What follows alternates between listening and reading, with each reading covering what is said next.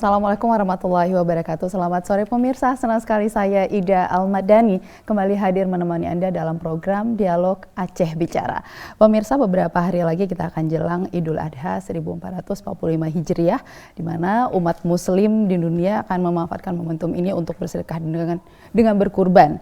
Nah, namun perlu mempersiapkan diri ya, bagaimana melaksanakan ibadah kurban ini dan kemudian persiapan dalam memilih hewan kurban sesuai dengan syariat. Nah, hari ini kita akan perbincangkan pemirsa dalam Aceh Bicara bagaimana ketersediaan hewan kurban dan hewan kurban seperti apa yang harus kita beli untuk kemudian dikurbankan. Bersama dengan narasumber yang sudah hadir di studio pemirsa, saat ini sudah hadir Tengku Haji Agani Isa, beliau adalah anggota MPU Aceh. Assalamualaikum Ustaz, terima kasih telah hadir di Aceh Bicara. Waalaikumsalam warahmatullahi wabarakatuh. Dan pemirsa juga sudah hadir bersama saya, Branch Manager Rumah Zakat Provinsi Aceh, Bapak Riyadi. Assalamualaikum Pak Riyadi. Waalaikumsalam warahmatullahi wabarakatuh. Terima kasih telah hadir di Aceh Bicara. Dan pemirsa juga sudah hadir bersama saya, Ibu DR Hanike Sari Rahayu. Beliau adalah Subkoordinator Pengamatan Penyakit Hewan Dinas Peternakan Provinsi Aceh. Assalamualaikum Ibu Nika. Waalaikumsalam warahmatullahi wabarakatuh. Terima kasih telah hadir di Aceh Bicara. Sama-sama. Baik, ini karena kita sudah menjelang Idul Adha, beberapa hari lagi ya Ustadz ya. Mungkin karena ini akan umat Muslim yang saat ini sedang melaksanakan ibadah haji akan melaksanakan ibadah haji, nantinya juga akan berkurban, sama juga dengan kita yang ada di Indonesia juga akan melaksanakan kurban begitu. Mungkin di awal Ustadz ini kita bicara soal hukum dan syarat tentang kurban ini Ustadz. Mungkin Ustadz bisa jelaskan. Silakan Ustadz. Ya, terima kasih. Assalamualaikum warahmatullahi wabarakatuh. Waalaikumsalam. Alhamdulillah, salatu wassalamu ala rasulillah wa ala alihi wa ashabihi wa man tabi'ah. Syukur dan puji pada Allah sembari kita terus berselawat pada Rasulullah Sallallahu Alaihi Wasallam, keluarga dan sahabat beliau sekalian. Tentu kita sebagai umat Islam merasa bergembira ya, bukan arti menyambut semata hari raya Idul Adha, tapi kita ada dianjurkan di dalam syariat kita sebagai melanjutkan syariat Nabi Ibrahim Khalilullah, yaitu menyembelih hewan kurban. Tentu menyembelih hewan kurban ini tidak hanya kita lihat dari aspek muamalah di dunia ini sebagai memberikan bantuan kepada orang yang membutuhkan, tapi juga kita tidak terlepas nanti ada hubungan dengan akhirat, karena juga nanti di akhirat kita akan dibalas oleh Allah sesuai dengan kadar hewan kurban yang pernah kita berikan di dunia ini. Tentu kalau kita lihat di dalam pandangan pendapat para ulama, ada yang mengatakan berkurban itu wajib. Ada juga para ulama imam mazhab yang mengatakan kurban itu sunat muakkad. Misalnya Imam Abu Hanifah itu beliau mengatakan wajib bagi orang mampu. Artinya ada kelebihan harta setelah dia mengeluarkan biaya untuk hewan kurban. Beliau berandaskan sunnah Rasulullah, "Mang wajada lahu sa'atan falam yuzahi fala yuqarribanna musallana." Rawahu Ahmad. Barang siapa yang diberi Allah kelapangan, kemudahan rezeki, dan dia tidak mau berkurban, tahu dia ada kaya ya, tapi tidak mau mengeluarkan, maka ini ada penegasan Rasulullah, jangan sekali-kali mendekati tempat salat kami. Ini Imam Abu Hanifah menarik pengertian yang tersirat dalam hadis ini menunjukkan wajib bagi yang mampu. Tapi para ulama yang lain, mazhab yang lain seperti Imam Syafi'i, itu beliau mengatakan sunan muakkad, tidak kepada hukum wajib. Tapi juga setelah dia keluarkan biaya untuk kurban itu, ada yang tinggal untuk keluarganya. Jadi tidak wajib dia tapi sunat muakkad. Artinya sunat muakkad itu lebih baik dilakukan karena Rasulullah selama hidupnya tidak pernah meninggalkan menyembelih hewan kurban. Itu satu. Kemudian yang kedua, bagaimana kita memilih, syarat-syarat memilih dan sebagainya. Tentu memilih hewan kurban itu sangat dianjurkan yang baik ya. Artinya kalau dalam hadis disebutkan arba'un la tujzi'u fil adhahi. Tidak diterima oleh Allah hewan kurban itu karena 4 faktor. Pertama, karena al-aura'u al-bayin. Cacat, matanya buta atau cacat mata. Sakit mata lah. Sakit mata. Itu nggak boleh. Jadi makanya kita harapkan kan panitia kurban mencari kurban hewan-hewan yang baik, menarik. Dan kita orang yang memberikan kurban itu pun tentu dia memberikan uang sebagai karunia Allah, rezeki tentu yang sangat dicintai juga, uang yang baru-baru kan seperti itu. Kemudian juga tidak dibolehkan wal maridah, hewan yang sakit. Nanti ada di dinas kesehatan yang sakit, ada yang sakit maka diperiksa dulu ya. Jadi biasanya yang kurus-kurus dicari murah, padahal itu nggak bagus dalam pandangan syariat. Ya. Kemudian wal arja, pincang, ada pincang sebelah kaki, ya, atau patah, injak pincang, itu nggak boleh. Lihat yang sehat. Maka itu ada tempat-tempat di mana pasar hewan itu ada puskeswan, ya, ada juga diperiksa. Jadi sana konsultasi, ya seperti kita datang ke praktek ya, konsultasi, nanti baru dijual dan sebagainya. Kalau nggak sehat, kata ini tidak direkom oleh Menteri Kesehatan Hewan dan sebagainya. Jadi seperti itu. Makanya kita harapkan bagaimana umat Islam tidak hanya euforia, tapi memberikan itu dengan ikhlas. Jadi nanti Allah tidak menerima, ya, tidak sampai kepada Allah. La yanalallahu luhumuha. Daging itu tidak sampai kepada Allah. Dan Allah tidak butuh kepada daging. Begitu juga darah tidak akan sampai kepada Allah. Walakin yanaluhu taqwa minkum. Tetapi yang sampai kepada Allah adalah ketakwaan dari pemberi kurban itu. Jangan nanti Allah sudah saya keluarkan 16 juta, 17 juta, nanti kasihkan tidak seperti itu. Ikhlas. Tapi Allah nanti mengganti lain. 16 juta, 3 juta, 1 ekor kambing kita keluarkan, tapi Allah menggandakan mungkin 3 kali diberi dalam bentuk yang lain oleh Allah Subhanahu wa taala. Makanya ya orang yang syaratnya juga harus muslim yang memberikan balik dan sebagainya. Yang memotong juga harus ahli, nanti urusan dinas kesehatan itu. Jadi punya profesi menyembelih. Jangan asal leju begitu, tidak seperti itu. Nanti dagingnya nggak bagus, ya, atau nggak sah dimakan nanti dan sebagainya. Saya kira demikian.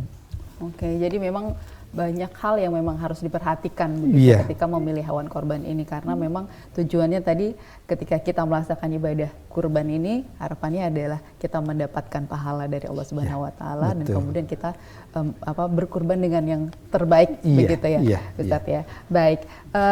Ini karena tadi sudah di-spill juga nih oleh Ustadz ya, tugasnya dari Dinas Peternakan, tapi nanti kita akan bahas setelah yang satu ini. Dan pemirsa jangan kemana-mana, setelah yang satu ini kami akan kembali di Aceh Bicara.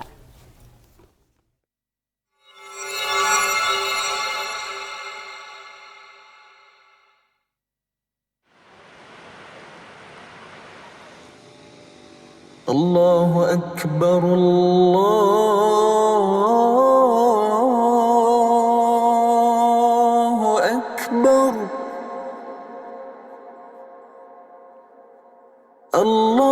Allahu Akbar, Allahu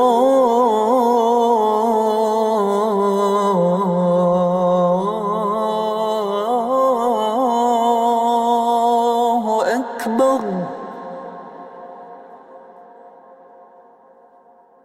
Ashhadu an la ilaha illallah.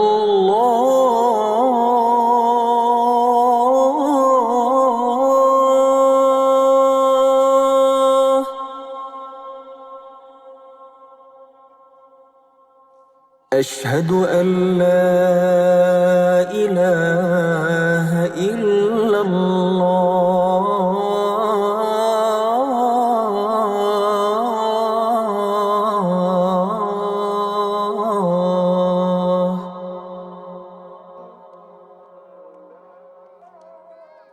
أشهد أن محمدا رسول الله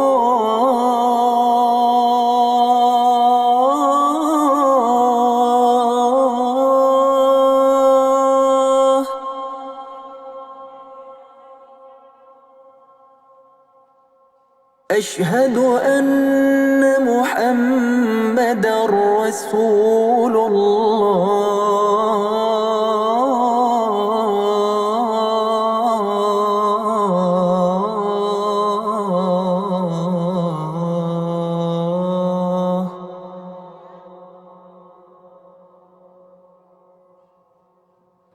حي على الصلاة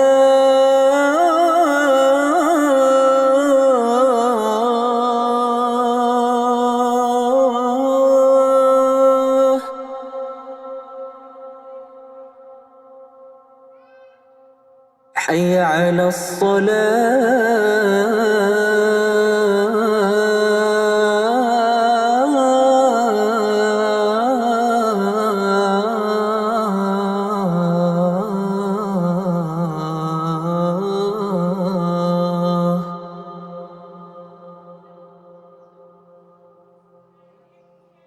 حي على الفلاح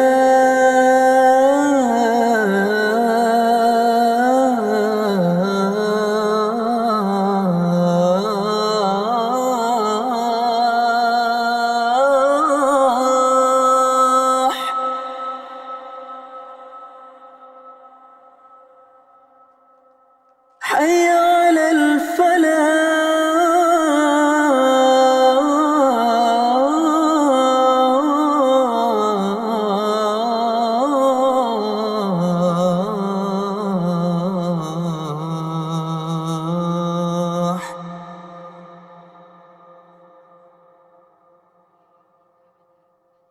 الله أكبر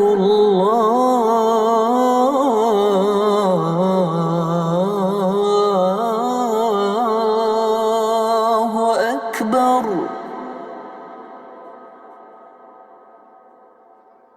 لا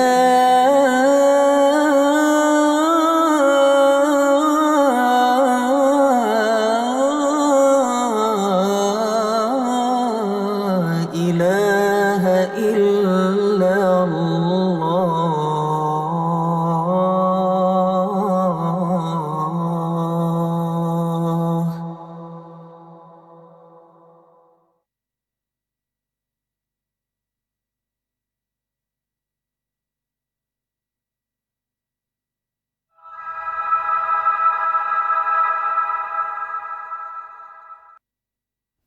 Ya, pemirsa, kami kembali dalam Aceh Bicara. Baik, karena tadi bicara soal hewan kurban ini adalah hewan yang terbaik dan harus memenuhi syarat begitu ya. Dan di Aceh kita mayoritas umat Muslim dan akan banyak sekali yang akan melaksanakan kurban ini begitu. Nah, tentu di sini ada peran dari Dinas Peternakan begitu ya. Seperti apa sih sebenarnya peran dari Dinas Peternakan dalam memastikan kualitas dan juga kesehatan hewan yang akan dikurbankan nanti, Ibu Nika? Ya, kami dari Dinas Peternakan Aceh, terutama pemerintah, telah melakukan langkah strategis. Yang pertama, kita telah melakukan peningkatan pengawasan, pengendalian penyakit hewan itu sendiri dengan memantau lalu lintas ternak tersebut di daerah perbatasan untuk mengecek keluar masuknya ternak, apakah ternak itu sehat. Kita harus memeriksa surat yang dibawa oleh pedagang tadi atau pemilik ternak, itu berupa surat kesehatan hewan dari ternak masuk atau keluar untuk memastikan ternak itu sehat. Yang kedua, kita juga telah melakukan atau membentuk tim pengawasan dan pemeriksaan hewan kurban yang bekerjasama dengan Perhimpunan Dokter Hewan Indonesia dan Fakultas Kedokteran Hewan untuk melakukan pemeriksaan hewan kurban sebelum diperiksa atau antemortem atau postmortem waktu pelaksanaannya atau pemotongannya untuk memastikan hewan tersebut aman dikonsumsi oleh masyarakat. Dan kebetulan tim pemeriksaan itu telah dilakukan launching tadi. Pemeriksaannya pada dilakukan launching pelepasan tim pengawasan tadi tanggal 11 Juni 2024 oleh PJ Gubernur. Oke, artinya mulai hari ini sudah dilakukan pemeriksaan. Launchingnya aja kita akan melakukan pada sebelum pemotongan pemeriksaan fisiknya. Itu yang telah kita lakukan langkah-langkahnya. Artinya di sini akan ada, memang ada seperti kerjasama yang dilakukan dari Dinas Peternakan dengan para peternak atau penjual hewan kurban begitu. Oke. Dan sejauh ini seperti apa sih kerjasama yang dijalin begitu untuk memastikan ya selain tadi akan dilakukan pemeriksaan terhadap hewan kurban yang akan dijual begitu. Nah sebelumnya kan tentu akan ada dilakukan kerjasama antara si penjual hewan kurban dengan Dinas Peternakan. Seperti apa kerjasama yang dilakukan? Selama ini kita telah merangkul dan mensosialisasikannya ke peternak tentang pengendalian penyakit hewan tersebut. Waktu kita melakukan pengobatan, kita langsung memberikan edukasi ke peternak langsung oleh petugas-petugas kita yang ada di lapangan. Kita tentang setiap hewan kurban, setiap hewan yang mau dijual atau dipotong, peternak tersebut atau penjual tersebut harus memiliki surat kesehatan hewan itu. Jadi dia harus melakukan permohonan membuat surat itu betul-betul sehat ternaknya untuk dilakukan penjualan. Kita telah merangkul peternak tersebut. Oke, artinya ini memang kita punya aturan khusus begitu ya, ketika ada yang menjadi pedagang hewan kurban maka harus terdaftar begitu di Dinas Peternakan atau memang cukup hanya punya izin saja begitu? Kalau izin penjualan, setiap transaksi penjualan ternak itu kan dilakukan di pasar hewan. Sementara di pasar hewan itu sudah memiliki izin dari dinas terkait atau dinas peternakan setempat. Setiap pasar hewan itu sudah mempunyai, seperti Bapak bilang tadi, puskeswannya. Ada dokter hewan yang bertanggung jawab untuk melakukan pengawasan dan pemeriksaan dari hewan yang ada di pasar tadi. Waktu masuk ke pasar hewan dilakukan pemeriksaan.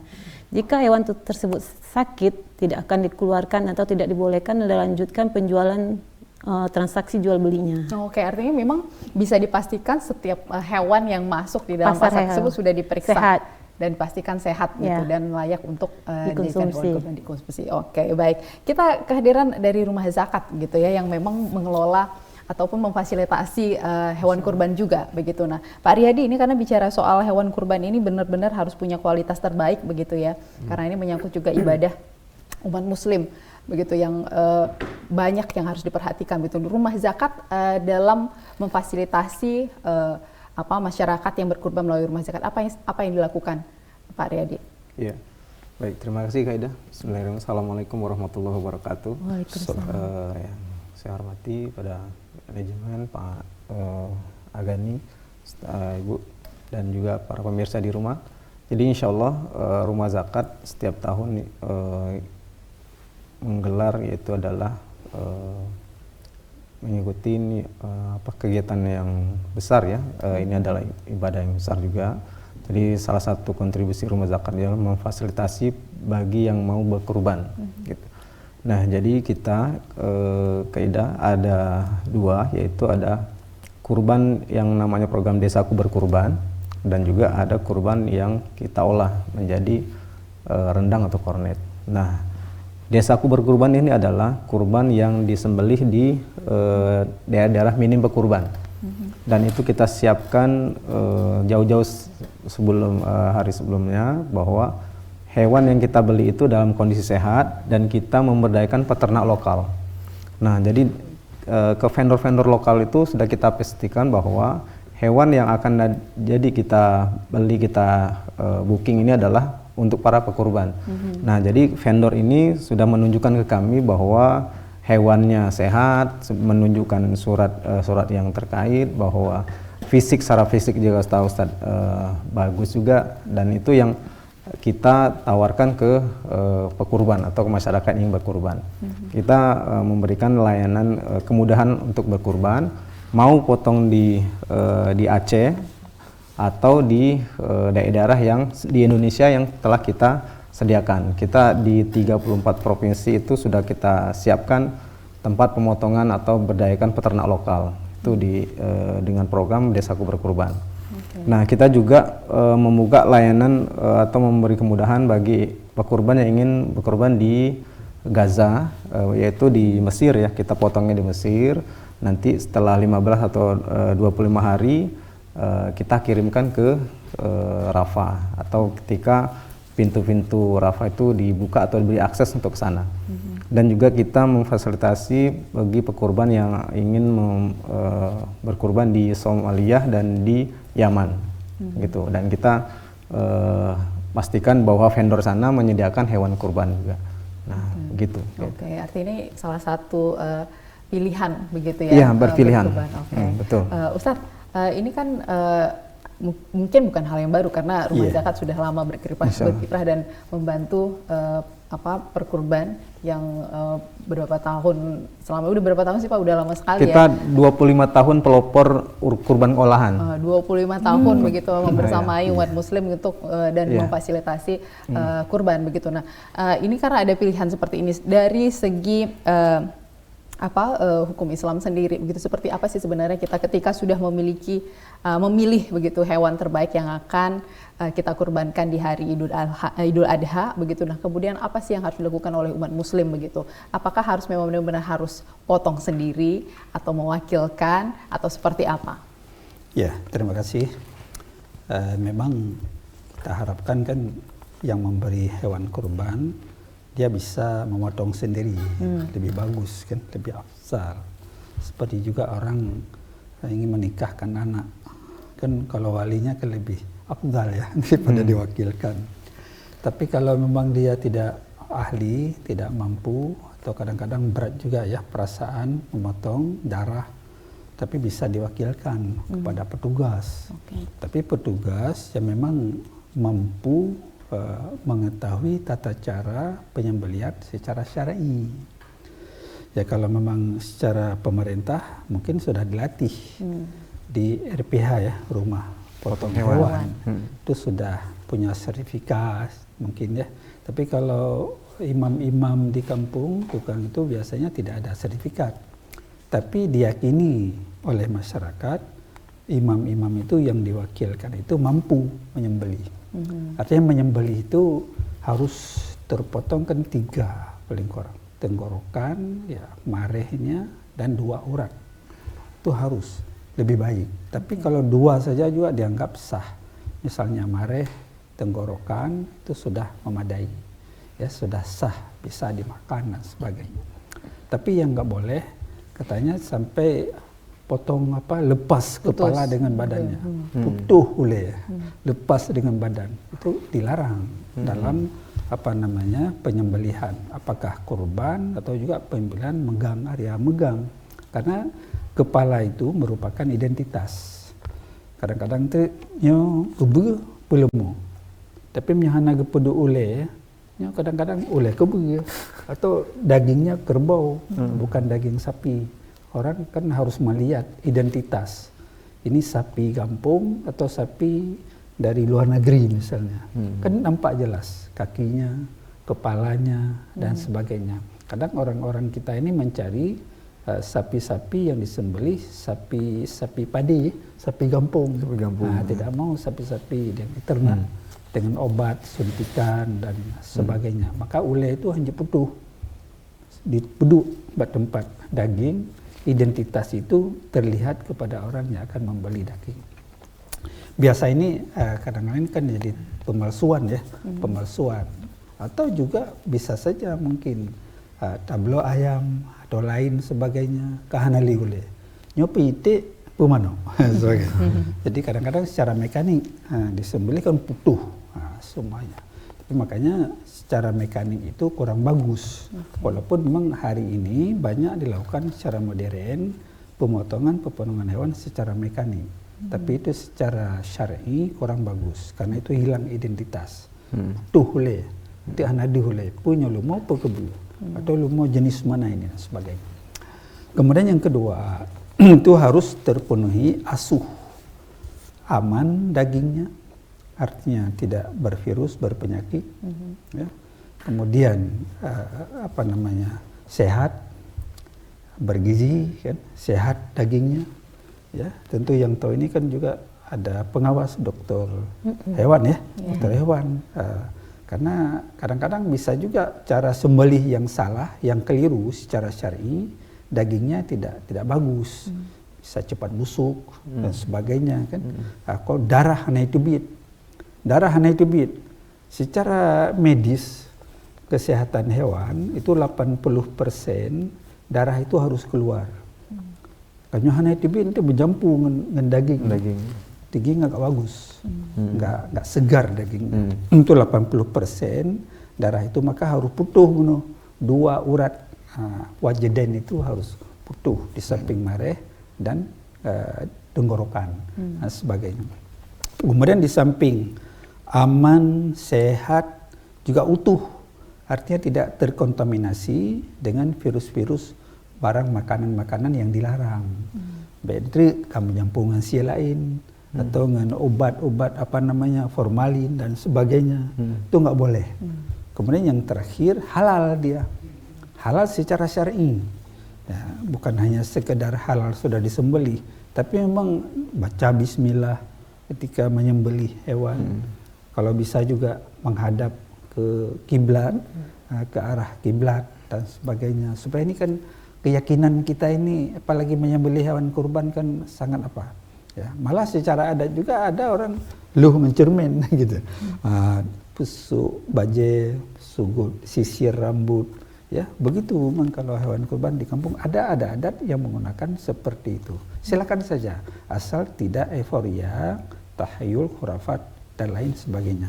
Tujuannya kurban itu adalah untuk mendekatkan diri kepada Allah Subhanahu wa taala. Maka qaraba yaqrubu kurbanan, mendekatkan diri kepada Allah Subhanahu wa taala. Maka di situ harus ada keikhlasan. Yang kita berikan itu yang terbaik, bukan asal-asalan yang murah. Yang penting karena kurban kurus, pincang, putuh gelinyung, pincang, bukan itu. Tapi yang sehat, menarik, sehingga bulu-bulunya pun menarik.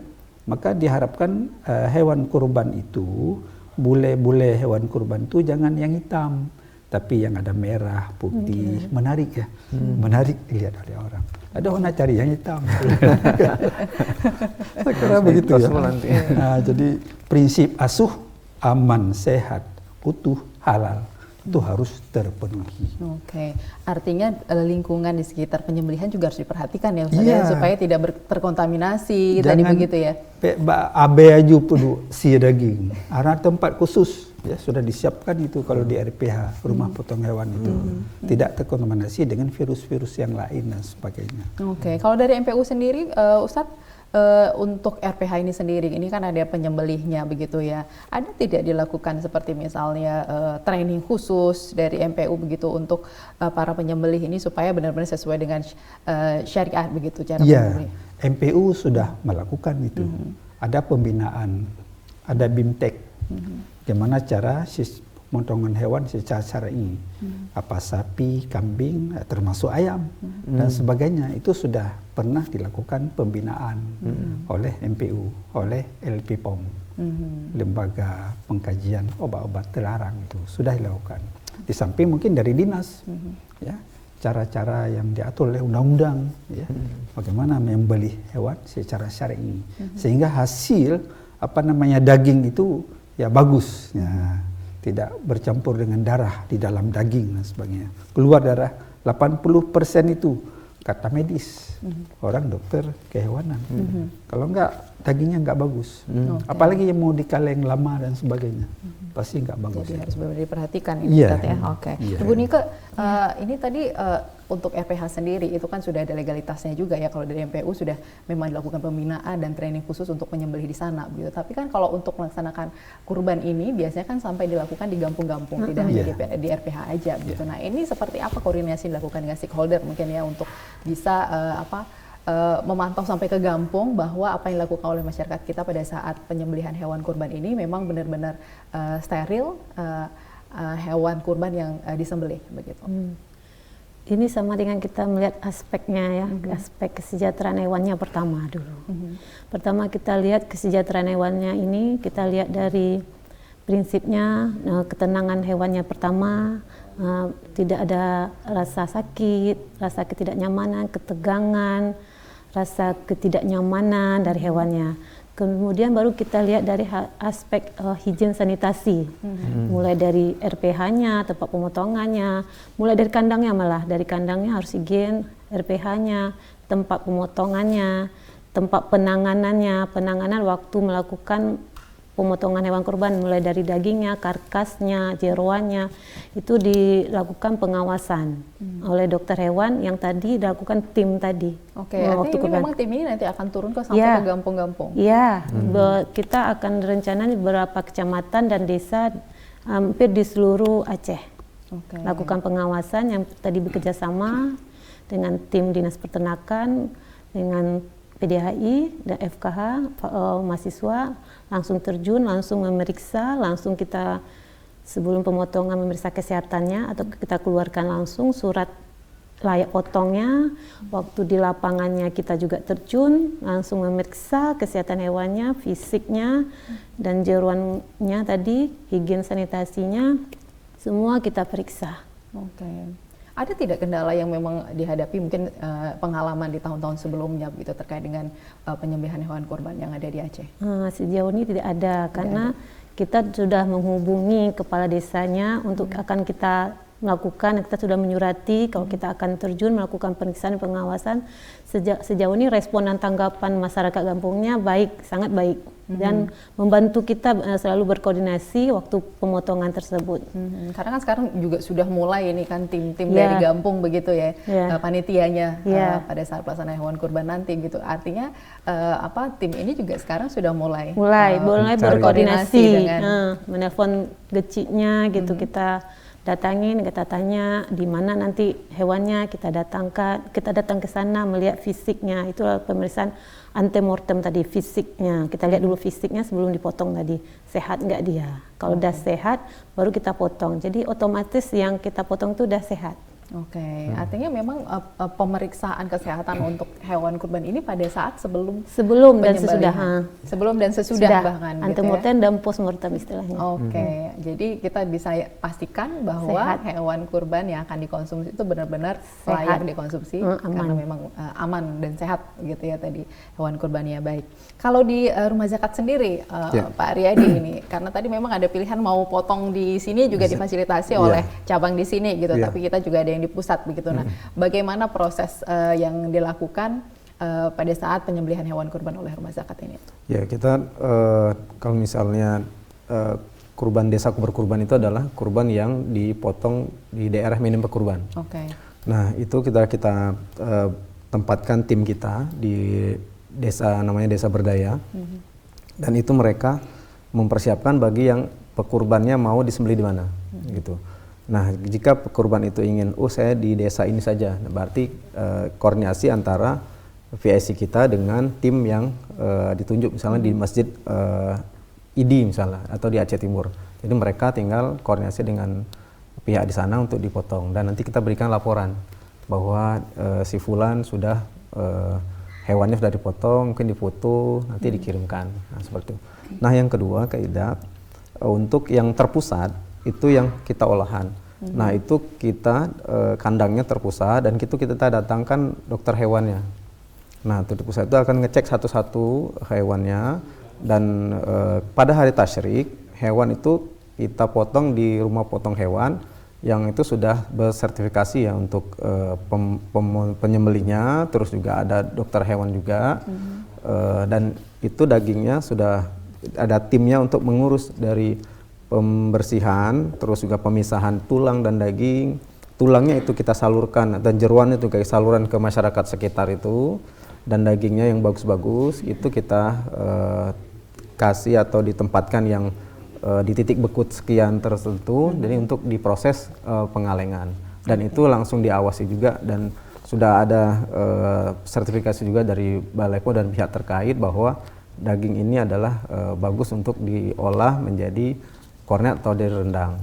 Nah, salah satunya juga ada mitra-mitra kita yang sudah membranding ya kalengnya, dan itu minta salurkan untuk saudara kita di luar negeri misalnya. atau di yang kekurangan pangan, itu insya Allah kita salurkan. Nah biasanya fenomena yang kita lihat di kota itu numpuk dagingnya, maksudnya penyembelihan di kota lebih banyak hewan daripada di daerah.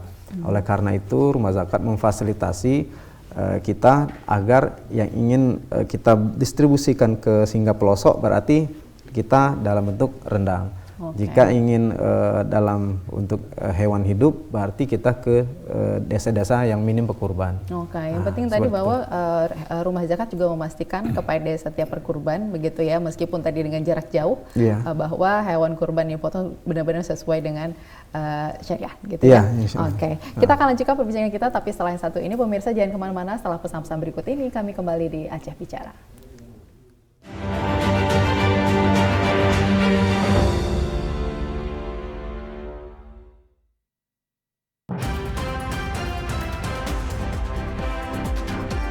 Berbagai peristiwa penting terjadi di Provinsi Aceh sepanjang harinya, menghadirkan berita dan juga fakta. Sebagai jendela informasi, menyoroti berbagai kekayaan dan keindahan Aceh dan mengolahnya menjadi konten yang membangun. Kami hadir menyajikan informasi yang akurat, teraktual, dan sumber terpercaya, serta lapor langsung di setiap peristiwa. Saksikan Aceh Hari Ini setiap hari pukul 17 waktu Indonesia Barat hanya di TVRI Aceh, media pemersatu bangsa.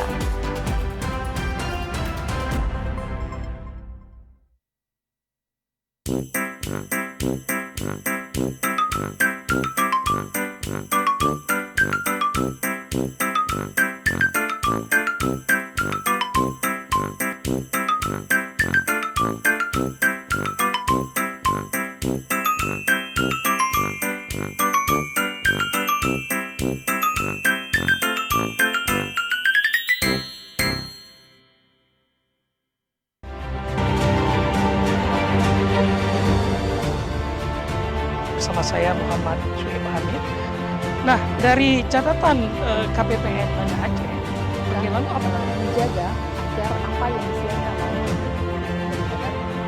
dari pencapaian sehat dan kualitas ini dan anggaran terbesarnya itu adalah teknologi. Jadi dalam konteks Aceh kita melihat urutan jadwal sendiri realisasi. Saya melihat di sebagian lembaga penyiaran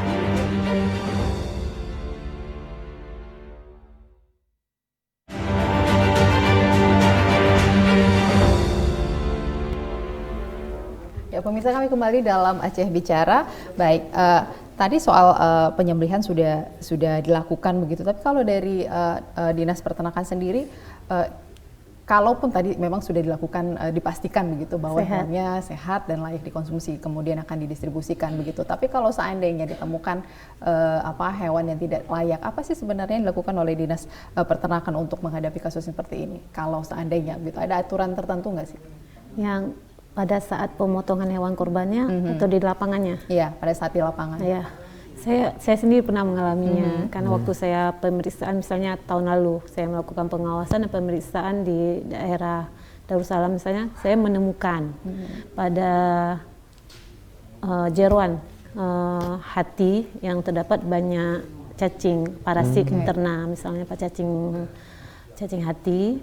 Jadi saya melakukan mengambil tindakan ke menghubungi pengurusnya atau kecilnya untuk dikubur.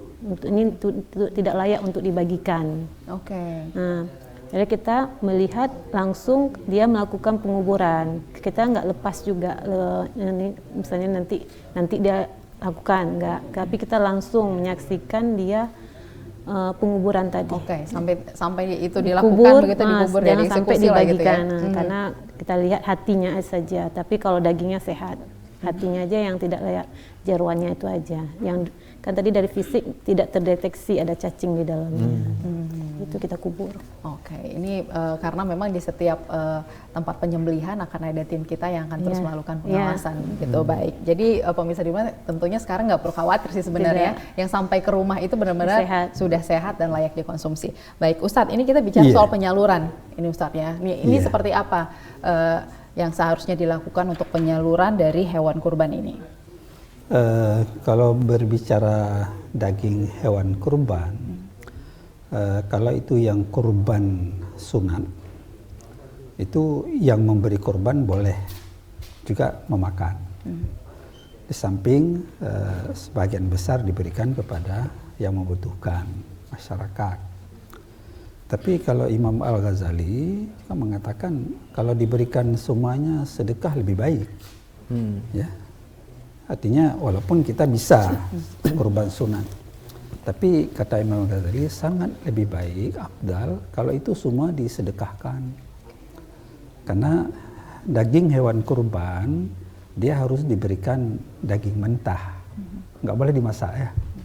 Daging mentah, mungkin itu ada filosofi hikmah juga. Mungkin ketika beri kepada masyarakat miskin atau rumah tetangga yang membutuhkan, mungkin bagi pesing, bagi pegli, ada nikmat di situ ya. Nah, jadi ada sebuah seni daripada daging masak. Mungkin itu ada nilai karena juga kita bercermin iktibar kepada Nabi Ibrahim Khalilullah dalam menyembelih anaknya yang sangat dicintai kan, hanya satu-satu anak. Tapi walaupun nanti Allah mengertikan dengan bidhibihin alim, dengan kibas yang sangat besar dari dalam surga.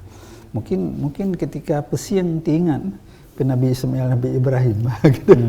Saya kira sebuah filosofi teologis juga di situ, maka disuruh beri daging mentah, hanjit yang kemasak. Tapi beda dengan akikah. Kalau akikah kita disuruh sedekah itu setelah siap saji dimasak. Jadi sudah masak, baru kita undang, berdoa, makan bersama.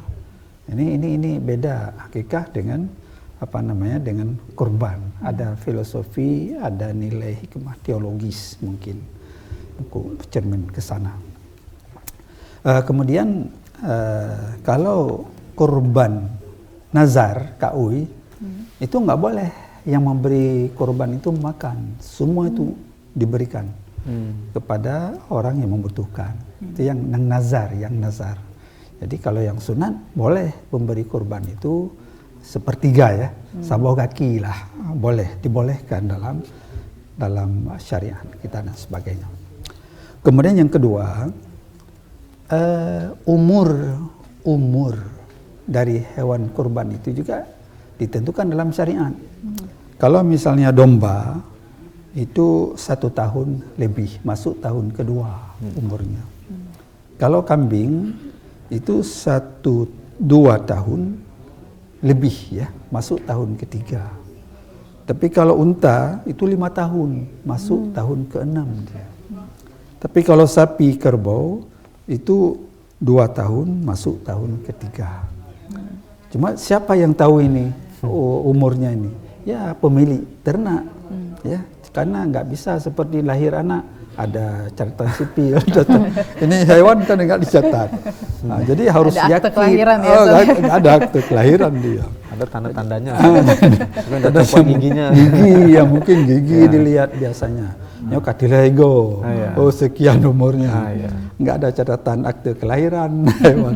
Jadi kita harus yakin baik kira-kira urung pebelot ternak haji kira-kira lagi hanjit, harus yakin. Ini sudah 2 tahun, sudah bisa syarat untuk penyembelihan kurban. Kemudian ketika menyembelih kurban kan sikin harus tajam. Nabi Ibrahim mengasah sikin sembelih Ismail supaya tidak sakit dia. Sekali tarik putuh mareh. Itu darah. Baik oro itu nggak boleh itu. Jadi ini parang harus sengaja khusus, semesti itu. Kemudian menyembelih itu harus bersikap ihsan. Jadi sayang, merasa sayang.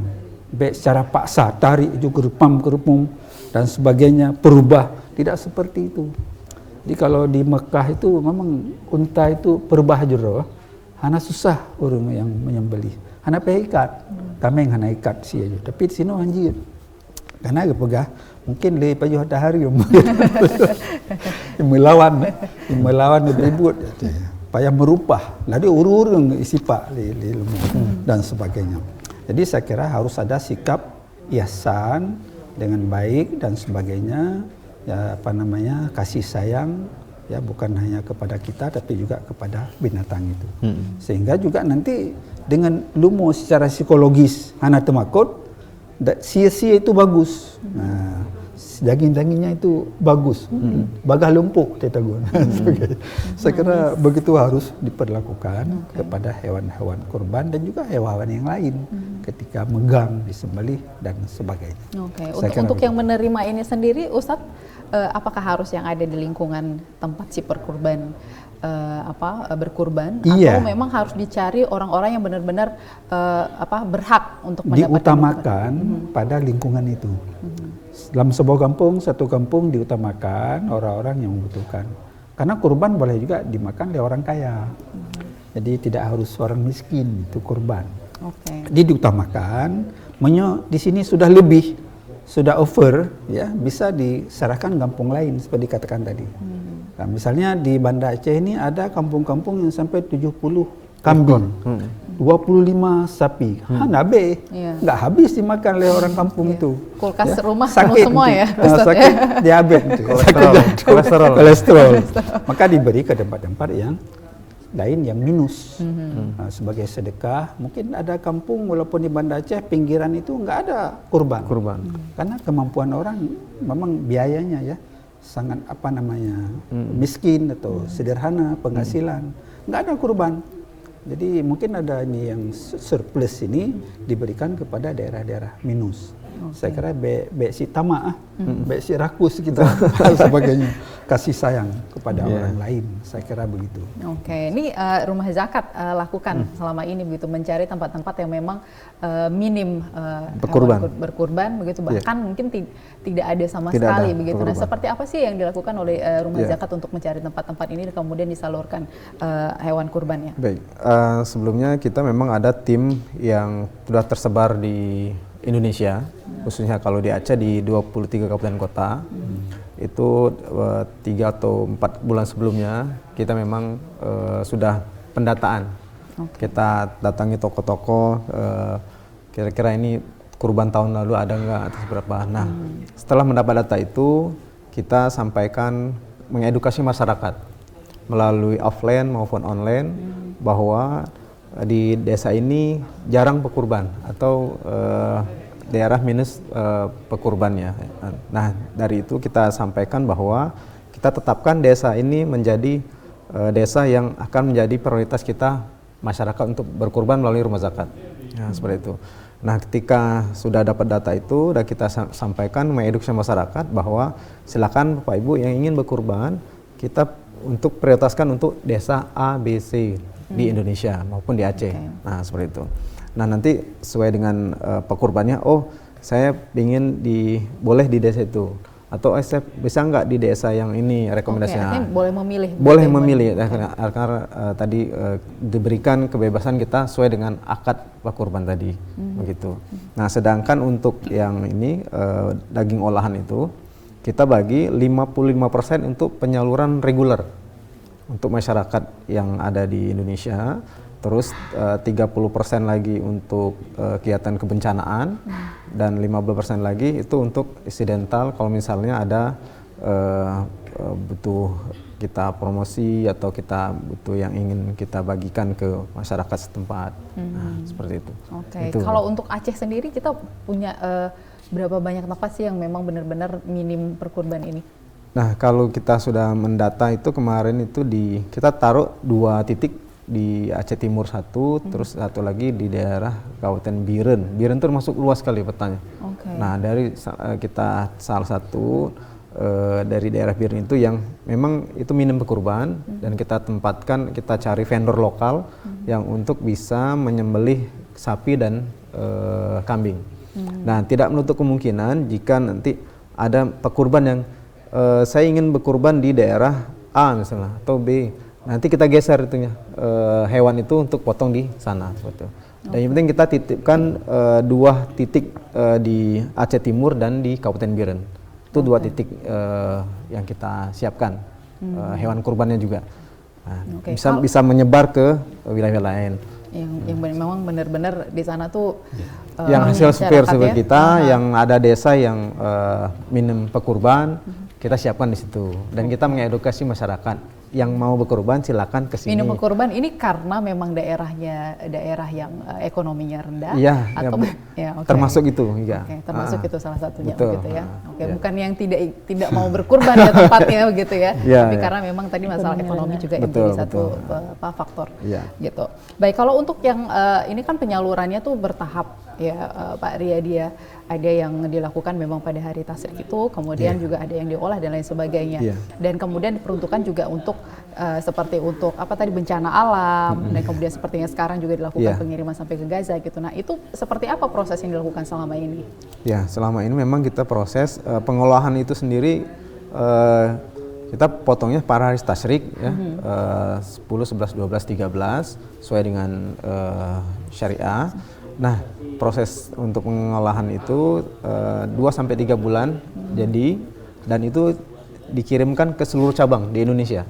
Jadi kita terdata by sistem bahwa di Aceh misalnya, di Aceh sekian pekurban, kambing sekian, sapi sekian. Di Medan juga, di Batam sekian, sampai ke misalnya di Makassar sekian.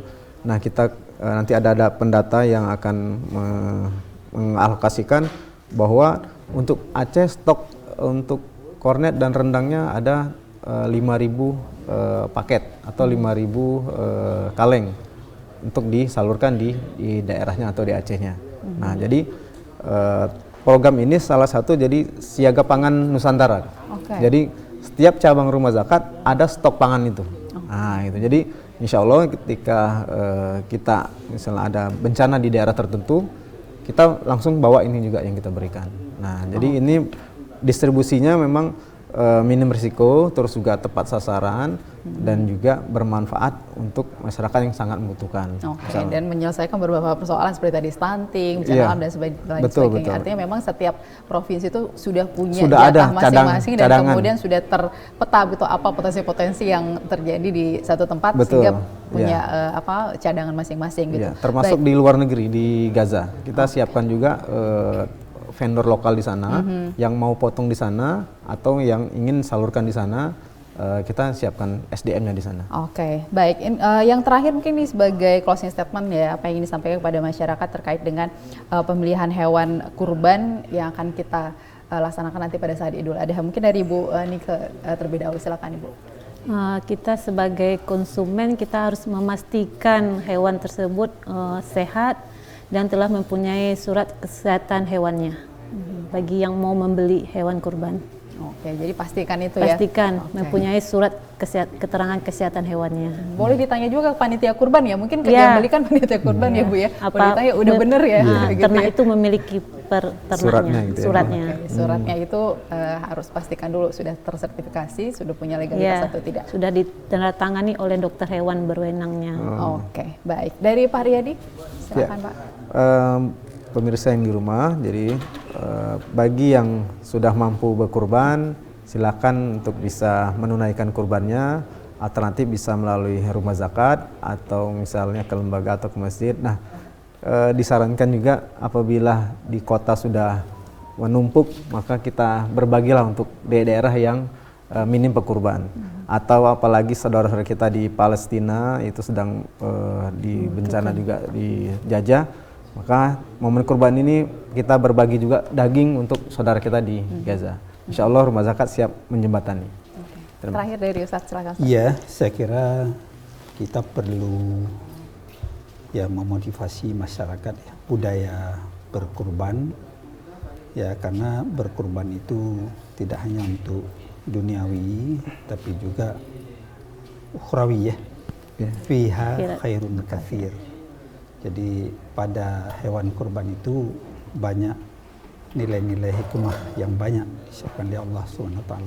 Bahkan nanti di akhirat kita akan dikumpulkan secara bersaf-saf mengendarai kurban yang pernah kita berikan di dunia ini. Kemudian kepada masyarakat atau perwakilan yang sudah diserahkan dana untuk pembelian kurban pada panitia kurban, supaya itu membeli hewan kurban yang memang betul-betul memenuhi aspek regulasi yang ada dan juga aspek syar'i. Artinya tidak ada yang sakit, tidak ada yang cacat dan sebagainya. Kemudian ketika memotong di kampung-kampung supaya meniatkan sesuai dengan yang diharapkan oleh si pemberi kurban itu. Kepada siapa kurban itu baru diniatkan. Saya kira demikian. Terima kasih. Assalamualaikum warahmatullahi wabarakatuh. Waalaikumsalam. Baik, terima kasih Ustadz, terima kasih juga Pak Riyadi dan juga Ibu Nike atas waktunya di Aceh Bicara hari ini. Pemirsa, dikbinnya tadi perbincangan kita terkait dengan membeli hewan kurban yang sehat dan layak. Mudah-mudahan apa yang kita perbincangkan pada sore hari ini benar-benar bisa menambah wawasan kita dan ilmu kita terkait dengan hewan kurban dan termotivasi untuk melakukan kurban seperti yang disampaikan oleh Ustadz tadi. Dan akhirnya saya Ida Almadani dan kru yang bertugas mengucapkan terima kasih atas kebersamaan Anda. Sampai jumpa. Assalamualaikum warahmatullahi wabarakatuh. Waalaikumsalam warahmatullahi wabarakatuh. Sudah dipotong.